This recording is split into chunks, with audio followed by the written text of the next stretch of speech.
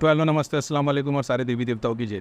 भैया, पितरों के लिए हम कैसे कर सकते हैं, क्या काम कर सकते हैं? बेस्ट है, सबसे बेस्ट है। 10 धाम में चले गए हो, इलाज नहीं हुआ है, उधर चप्पल घस रहे हो, सबसे बेस्ट ये कर लो। घर में जितने भी भगवान को छोड़ के, भगवान की एक फ़ोटो है ना, 2 फोटो रहने दो, उसके अलावा सारी चीज़ें निकाल दो। धागा, ताबीज़, यंत्र, पितरों की फ़ोटो, तुमने ऐसे गुरुओं की फ़ोटो रखी है जो गुरु अभी एग्जिस्टेंस में है नहीं, आप कभी मिले नहीं हो, आपके दादाजी पूछते थे और आपने बोला है गुरु है, उसी गुरु की बुक फॉलो करो। जो देवता आपने मूर्ति और फोटो रखी उसी भगवान की बुक्स पढ़ो, सबसे बेस्ट। अब पितरों का निवारण कैसा हो? नेगेटिविटी के इलाज के लिए, क्योंकि आप लोगों के घर में ऑलरेडी बॉडी पेन, बीमारियां, तकलीफ चल रही है, सबसे पहले घर के मंदिर में भोग चढ़ाना बंद कर दो। सबसे पहले घर के मंदिर में भोग चढ़ाना बंद करो। 3 दिन भोग नहीं चढ़ाओगे, 90% तुम्हारे घर की चीज़ ऐसी भाग जाएगी, खत्म हो जाएगी एग्जिस्टेंस से, सीधा गायब भी हो जाएगी। क्यों? क्योंकि वो डेली खुराक पे जीते। फिर कुछ होगी जो 3 दिन, कुछ 5 दिन, कोई 7 दिन, कोई 11 दिन, कोई 21 दिन तक रह सकती है। उतने दिन तक अगर भोग नहीं चढ़ाते हो तो वो कमज़ोर से कमज़ोर होती चली आएगी। उसके बाद में दिया तक नहीं जलाना, ठीक है? ये सारा कुछ बंद कर दोगे, सिर्फ अगरबत्ती जलाओ, लोबान जला सकते हो, कपूर जला सकते हो, इसकी धुनी कर सकते हो, गूगल जला सकते हो साथ में मिक्स करके, इसकी धुनी कर सकते हो। इससे वो और परेशान होंगे, निकल जाएंगे। जैसे फिजिकल भोग चढ़ा बंद करोगे, एक अमावस, एक पूर्णिमा जैसी ही निकली, घर से तुम्हारे 99% चीज़ें ख़त्म हो जाएगी। उसके बाद जो भी रिचुअल्स को तुम फॉलो करते हो, जो भी भगवान को फॉलो करते हो, देवता को फॉलो करते हो, उसकी वर्शिप के ऊपर से काम चालू कर दो।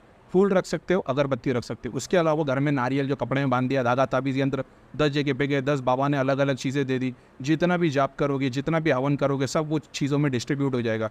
तुम्हारे बीच में और तुम्हारे पितरों के बीच में अलग अलग गेट बने हुए। तुमने जितने धागा, ताबीज़, यंत्र, माला लेके आई ना, उतने गेट्स आगे बढ़ गए।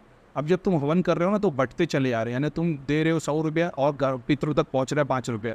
तो ये सारी चीज़ निकाल दोगे, सब पितरों तक ऑलरेडी पहुँचेगा। फिर समझ लो डेली रिचुअल्स क्या है, वीकली रिचुअल्स क्या है, मंथली रिचुअल्स क्या है। मैंने तो ये देखा है लोगों को जो सबसे ज़्यादा इम्पैक्टफुल पितरों तक चीज़ें पहुँचती है, एक विष्णु पुराण, शिव पुराण, माता के जो, मैं हमेशा भूल जाता हूँ, माता के ऊपर जैसे पुराण है वैसे ही माता के एक आता है, दुर्गा सप्ताष्टकी शायद, तक उनका नाम मेरे को याद नहीं एग्जैक्टली। वो पढ़ने पर डायरेक्ट पितरों को सारे वो डॉट्स, गोल्डन डॉट जाते रहते, लेकिन उतना फ़ायदा नहीं हो पाता जितना जाप से और वगैरह से होता है, क्योंकि सॉरी, जाप से नहीं, उतना फ़ायदा नहीं हो पाता क्योंकि आप लोग भोग चढ़ा रहे होते हो। तो क्या भोग बिल्कुल नहीं चढ़ानी चाहिए? भोग तुम वहाँ चढ़ा सकते हो जो तुम्हारा वो मंदिर में चढ़ा सकते हो, दरगाह में चढ़ा सकते हो, जो बाहर, घर के बाहर जो स्थान बना होता है। और वो नहीं जो तुमने खेत के बाहर स्थान बना दिया और तुम वहाँ पे महीने में एक बार जाते हो और जल और कपड़ा और फूल चढ़ाते हो। तांत्रिक आता है, वहीं पे एक लींबू फेंकता है, वहाँ से सारी शक्तियाँ पुल करके वो दूसरों के शरीर में डाल देता है। फिर तुम्हारे पितर दूसरों के शरीर में प्रेत बन के तुम सोच रहे हो हम इतना जाप कर रहे हैं, हम इतनी हवन विधि कर रहे हैं, ये साफ़ क्यों नहीं हो रहे? साफ़ इसके लिए नहीं हो रहे कि वो उसके शरीर में, उसके शरीर में होने की वजह से तुम जितना उसको भोग चढ़ाओगे वो सामने वाला और परेशान हो, जिसके दूसरे के शरीर में होंगे। तो भोग चढ़ाना बंद करोगे, वो कमज़ोर होकर डॉट हो जाएंगे। डॉट होने के बाद ही तो वो तुम हवन करोगे, जाप करोगे, चीज़ तुम्हारे पास खींची चली आएंगी। समझ रहे हो? ऐसा है। तो सबसे पहले भोग चढ़ाना बंद कर दो। घर में से धागा, ताबीज़, यंत्र, उसके रिचुअल्स को जान लो। तुम्हारे को किसी ने धागा, ताबीज़ दिया, उसने रिचुअल्स बताया इसको ये करना, वो करो। अब तुम क्या कर रहे हो मालूम में? तुम्हारे घर के माँ बाप तुम्हारे से परेशान थे, वो तुम्हारे को कुछ दे नहीं रहे।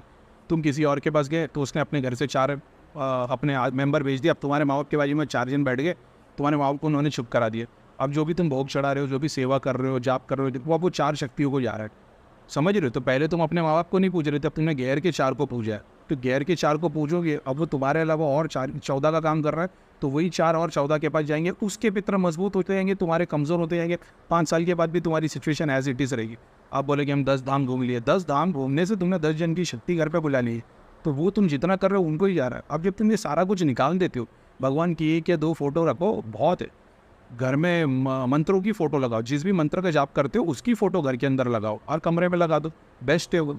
गायत्री मंत्र की लगाओ या जो भी पुराण की आयतें लगाओ, जो तुम पढ़ते हो उसकी लगाओ। शक्ति है जब तुम्हारे घर में आएगी ना, बहुत सारी जो सिद्धि के रूप में काम कर सकती है, वो बहुत बार ऐसा होगा कि तुमको देख के समझ जाएगी कि ये कौन से मंत्र का जाप करता है, लेकिन वो घड़ी घड़ी उसी कॉन्शियसनेस से हटेगा। इसलिए फ़ोटो में बहुत बार ऐसा होता है कि उसको मंत्र दिखाई देते, उसको पता लग जाता है कि ये कौन से मंत्रों का जाप करता है, तो वही शक्ति रुकती है, बाकी की निकल जाती है। ये बहुत बड़ा साइंस है। तो इस चीज़ को ध्यान रखो, भोग चढ़ाना बंद करो, तुम्हारे को बहुत फास्ट बेनिफिट मिलना शुरू हो जाएगा। उसके बाद घर में झगड़े हो रहे, कलेश हो रहे, लोग बीमार पड़ रहे, बुखार हो रहा है, मंदिर के अंदर 1 गिलास पानी रख दो सुबह में। और ये पूरा रिचुअल फॉलो करने के बाद अमावस पूर्णिमा 1 हो गई, 2 हो गई या 3 हो गई तुम्हारी सिचुएशन के बाद, फिर तुम देखोगे मटेरियल बेनिफिट नहीं मिल रहा है, घर वाले बीमार पड़ रहे, पानी का गिलास रख दे।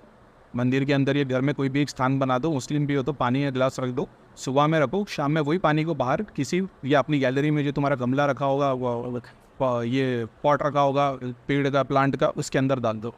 2 अगरबत्ती सुबह और शाम जलाया करो। सिद्धियाँ तुम्हारे पास आ गई, ये जाप कर रहे हो, ये 1 या 3 अमावस पूर्णिमा होने के बाद में दिया जलाना शुरू करो। अब अपनी सिद्धियों के लिए जलाओ, अपने देवता के लिए जलाओ। अब उसके अलावा दूसरी चीज़ों को मत इन्वॉल्व करो। अब मंत्र जाप शुरू कर दो। अब ये मंत्र जाप से वो सारी शक्तियाँ इंटेंसीफाई होने लग जाएगी, ये तुम्हारे थ्रू जुड़ी हुई है। अब वो मंत्र की शक्ति तो हमेशा, फिर कभी ऐसा होगा 15 दिन, 1 महीने, 2 महीने बाद तुमको ऐसा लगा फिर से क्रिया कर दी, फिर से भोग चढ़ाना 3 दिन के लिए बंद कर दो। 3 दिन के बाद में फिर वापस से अमावस पूर्णिमा को आह्वान करो। ऐसा करते करते करते होगा ये कि एक 6 से 8 अमावस पूर्णिमा के बाद में तुम्हारे को सिद्धि शक्ति पितर डायरेक्ट बात करने लग जाएंगे। और जब वो डायरेक्ट बात करने लगेंगे तुमको किसी और दरबार में जाने की ज़रूरत ही नहीं पड़ेगी। ठीक है, तो इस चीज़ का ध्यान दो। खाब के अंदर ये फिर दूसरे वीडियो शॉर्ट्स में बनाना फिर। ठीक है, तो अस्सलाम वालेकुम, जय श्री देव, वंदे मातरम, भारत माता की जय।